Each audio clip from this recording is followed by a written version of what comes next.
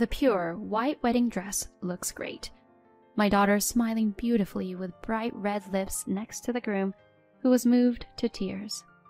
Looking at her profile, I felt from the bottom of my heart that my choice at that time was not wrong. My name is Martha. I am 35 years old, working part-time and struggling with housework and child rearing. My daughter Lana is 5 years old and attends preschool. She's a strong girl who likes to go to the little children's class and take care of them. She is a very caring girl. My son Raphael is 3 years old. He is an energetic and active boy, but still loves his mommy and is very spoiled. I am happy to have such two lovely children, but there is one thing I failed to do. I made one mistake in choosing my life partner, my husband. I'm going fishing tomorrow. What? Late on a Friday night, my husband comes home smelling of alcohol. I was astonished when he said that, as if it were a matter of course. Wait a minute. You promised to take the kids to the zoo tomorrow. My coworker said the tide is going to be great tomorrow. I've already booked the boat. Oh no. The kids were looking forward to it. Well, tell the kids to look forward to my big catch, because Daddy's going to catch it. Without paying any attention to my protests, my husband began to check his fishing gear. He showed no sign of regret for breaking his promise to the children. I don't know how many times he has betrayed me. I could not help but be disgusted beyond anger. Alvin, my husband of 5 years, is always like this. He puts his work and hobbies before his family. Of course, he never takes care of the children or housework. He only takes care of the children on days when he is in a good mood. He makes promises to the children to make them happy, but then breaks them for his own reasons. If you ask him to take care of the children, he complains that all of his colleagues' wives do it all by themselves. He does what he wants, and my husband is a perfect example of a selfish firstborn son. I wonder if I will have to live with such a selfish person for the rest of my life. I wonder that every day. But he still takes his job seriously and gets paid a good salary. He doesn't keep his promises, but he is not violent towards his children. My friends around me say that men will always be children. Since they say that, I have given up on him. Then one day, my daughter suddenly developed a fever of 102 degrees Fahrenheit and had to miss preschool. We rushed to the hospital and found out that it was the flu. I thought I would give her something to eat before going home and giving her medicine. However, there was nothing in the fridge that a sick person could eat, and I didn't think I could go shopping with my daughter who had a high fever. While I was looking for something she could eat, "Our daughter has the flu, so please pick up some jelly or fruit on your way home." I texted my husband on his cell phone, but when my husband came home in the evening, all he had in his hand was his commuter bag. "Did you get the food I asked for?" Oh, I forgot. It can't be helped, I had a very long meeting today.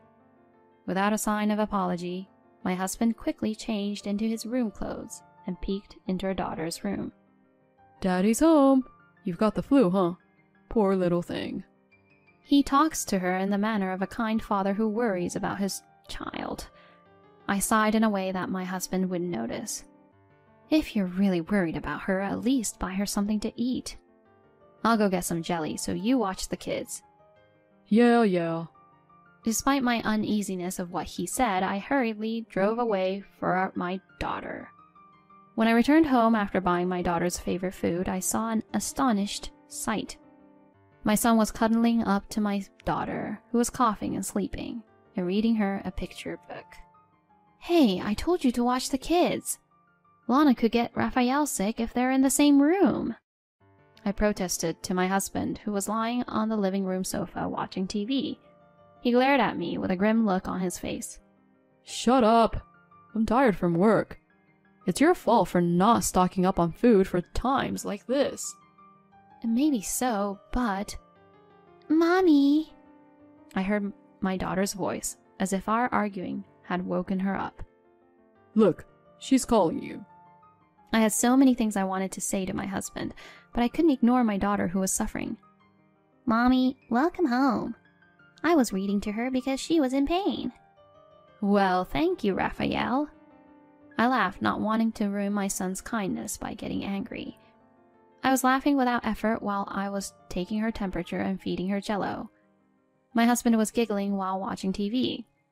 As expected, just as my daughter was getting better, my son came down with a fever. Even when he saw my son coughing bitterly in the morning, my husband did not care. "Poor thing," he would say. He does not come home early because he is worried about his son, and he goes out drinking instead and returns in the morning. He has not a single word of sympathy for his wife, who is lying on her stomach next to his son, sleeping with a bright red face. I wondered if there was any point in staying married to this man, watching him sleep comfortably, smelling of alcohol and snoring loudly. These words kept coming back to my mind. When my son's fever had gone down, I finally came down with a fever. I knew I had to go to the hospital. I was too nauseous and lethargic to move as much as I wanted to, and the next thing I knew it was evening. The fever had risen to nearly 104 degrees Fahrenheit. My daughter was unable to go to preschool. She came to check on me several times while playing with her brother. "Mommy, are you okay? Do you want some water?" "Thanks, Lana. I'm sorry, Mommy can't make lunch." "It's okay. I ate bread with Raphael for lunch." What a good big sister. I felt sorry for my daughter and was moved by her kindness. Then my husband finally came home.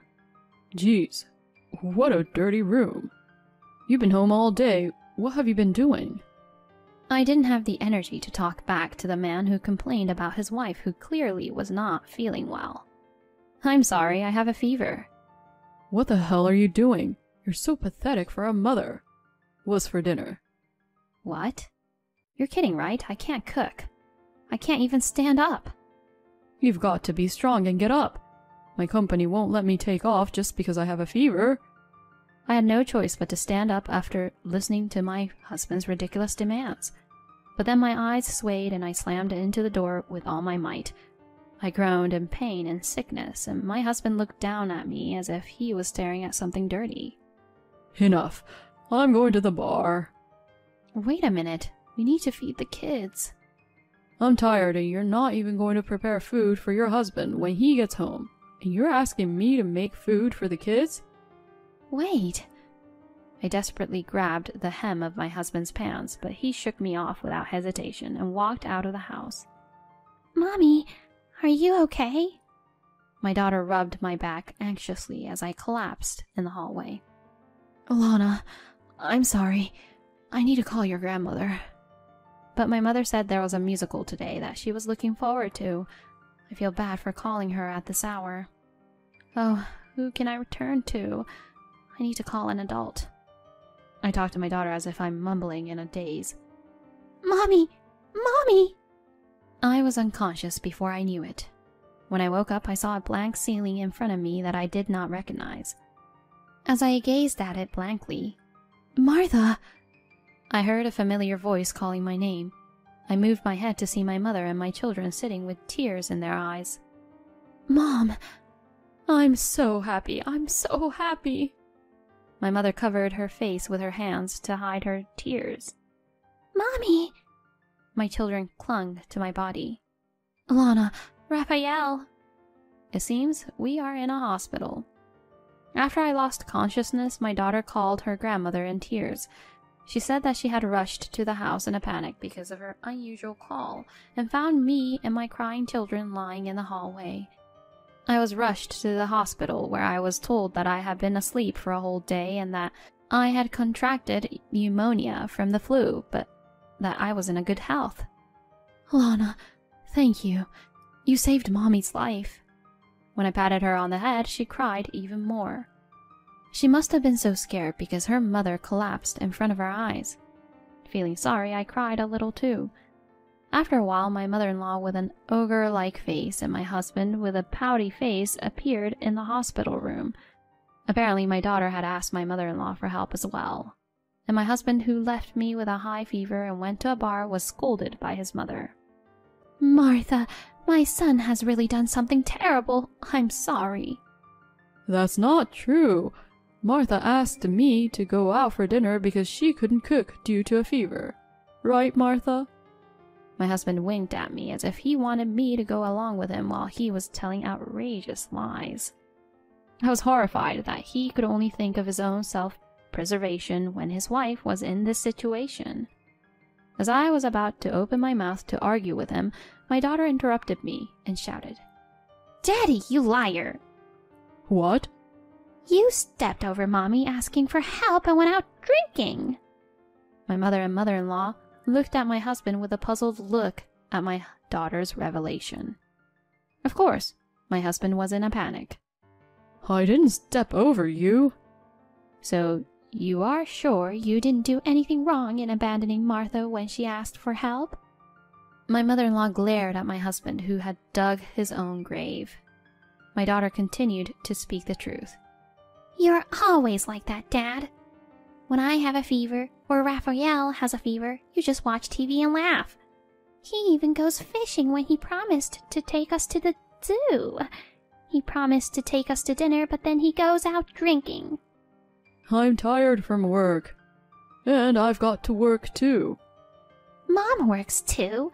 But Mom always cooks a delicious dinner, feeds me Jell-O when I have a fever, and plays with me a lot on her days off." Mommy doesn't make a lot of money, so that's why she can do that kind of thing. Look, next time I'll use the money I earn to buy you that game you've all been wanting. As my husband's disgusting behavior was revealed one after another, my mother-in-law and mother's eyes grew colder and colder. Unable to bear it, my husband tried to put our daughter in a good mood by offering her money and other things, but she resisted him violently. "I don't want it. I don't want games. I don't want Daddy. I don't want a daddy who bullies Mommy." My husband screamed at her refusal. "I don't want games or toys. I just want Mommy to be happy." My son clings desperately to the bed, mimicking my daughter, who hugs me with tears streaming down her face. "I'll stop asking for toys and eat my broccoli. I'll do my best even if Daddy's not here." Raphael, not you too. Even his son rejected him, and my husband's complexion went even paler. He is not so foolish as to make a flowery statement that my children need a male parent after being told this much. I held the children close to me as if I were ready to make my decision. "Okay, I'm going to say goodbye to Daddy." My husband shouted in protest. But I've given you money so you could live without inconvenience. "That's true. Thank you for all you have done.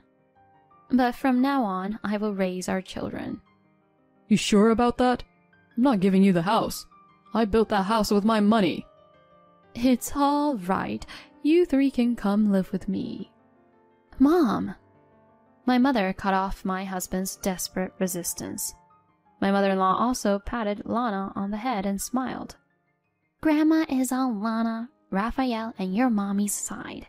You can always count on me." Mom, you're taking their side too? But I'm your son. "You're not my son anymore." My husband lets out a quiet scream. "I guess I've made a mistake in raising my son. You look just like your father that I divorced, and it makes me want to vomit." I knew my mother-in-law was divorced, but I had no idea it was for the same reasons as mine. I had seen that, and this man is really too much of a jerk. After being stared at with contempt by the woman, my husband had reached his limit. You've got to be kidding me. I don't care if you cry and moan about it later.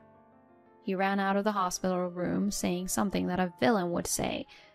Later, after my health recovered, my husband and I divorced. My husband, perhaps with a sense of pride, brought me the divorce papers he had prepared himself, so I made him promise to pay child support and divide the property among us, and signed the papers. Of course, my husband said, "You'll regret this," and left in defeat. After returning to my single life, I took my mother up on her offer to stay with her. The small company my father owned was just looking to hire someone, and I was to join them. My kids helped out a lot too, just as they said. But they seemed anxious about losing their mother again, and at night, the three of us would hold hands and snuggle together as we slept. I thought that the loss of my husband, their male parent, would cause some problems and inconveniences, but it didn't. In fact, I was no longer disappointed by my husband's expectations or treated unreasonably, and my children and I enjoyed our new life with a refreshed feeling. One day, while those days were passing, I received a call from my ex-husband. I picked up the phone, wondering what was going on, and heard him breathing very hard. Hello, can I talk to you for a minute? Sorry I sound like this. I don't mind, but what's this about? Well, I've got a fever. Okay. I have a headache and a sore throat. Okay. And I've got the chills. Okay. Take care of yourself. Wait a minute. I was about to quickly hang up the phone, but my ex-husband hurried to stop me. What is it? I told you I'm in pain. Do you understand? Your husband is suffering. What? Husband? Are you kidding me? I'm not your wife. Bye-bye. I tried to say it in a way that my crazy ex-husband could understand. I thought, oh well, and tried to hang up the call again, but my husband kept talking frantically. Wait. Married couples don't have a relationship so flimsy that you can say goodbye with a document like that. Huh? That's what a married couple is, right? It's a relationship that can be joined or severed with a sheet of paper. It's important to build trust. You are the one who destroyed that. First of all, when I had a fever of 104 degrees, you said that working people have to work even if they have a fever, right? I will say those words back to you. I understand. I'm sorry about that time. Please, help me. If I go down, you'll be in trouble too. No, not even a little bit. We don't care one bit if you, a stranger, fall down or get sick. My ex-husband choked up, as if he was truly surprised. I'm surprised too, really. You really don't care about me, do you? Of course not. Didn't you get divorced because you don't care about us either? No, I didn't. I just wanted you to realize how great a father I am. I'm sorry to hear that. I realize that nothing would bother me or my children if you're not here. I'm never coming back to you again. No. 6 months after our separation, my ex-husband finally understood the meaning of divorce. Even my 6-year-old daughter understands what it means, but he is a misunderstood man with a brain less than 6 years old. He seems to be like a burnout Ash on the other end of the phone, but without mercy this time, I really hung up the phone. I think he'll be fine if he's got the energy to call me, but in case he really is not doing well, I'll feel bad, so I'll call my mother-in-law just in case. When my mother-in-law reluctantly visited my ex-husband's house after receiving my call, she found him wrapped in a duvet and crying inconsolably. His fever was 99.5 degrees Fahrenheit. How could a man who was so fussy about a slight fever swear at his wife for having a temperature of 104 degrees Fahrenheit? My mother-in-law was also disgusted with his behavior and left quickly. After that, my ex-husband tried his best to find a new wife, but he could not find a woman who would accept a selfish man over 40 years old. My mother-in-law also said that my ex-husband, who grew up to be a man like her ex, has become physiologically unacceptable to her, and she will never let him in the house. He was so dependent on me that he couldn't do the housework. His life was in shambles. He drank and ate heavily due to stress, and his health checkup results showed that he was in need of a lot of tests. Whenever he became ill and felt lonely, he would write or call me to complain about the misery of his life and the pain his body was going through, but of course, I ignored it all. A few years later, when I decided to remarry, I offered to withdraw child support and changed all of my contact information. 18 years later... Lana, congrats on the marriage.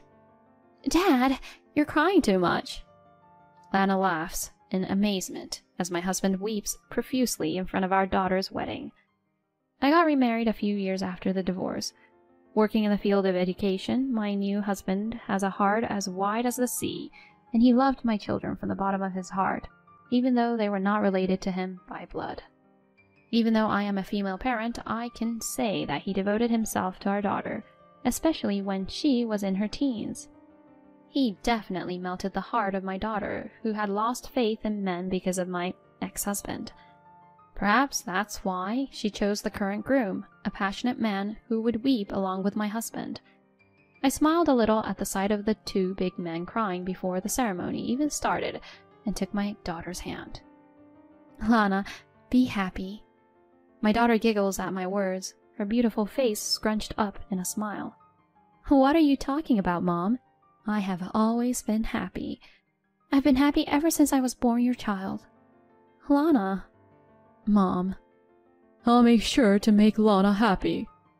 The tears that were about to spill out unintentionally were pulled back by the sobs and tears of the groom, who was sobbing even harder than before. It was a mess. But a wedding like this is not so bad. I don't even know what I'm saying.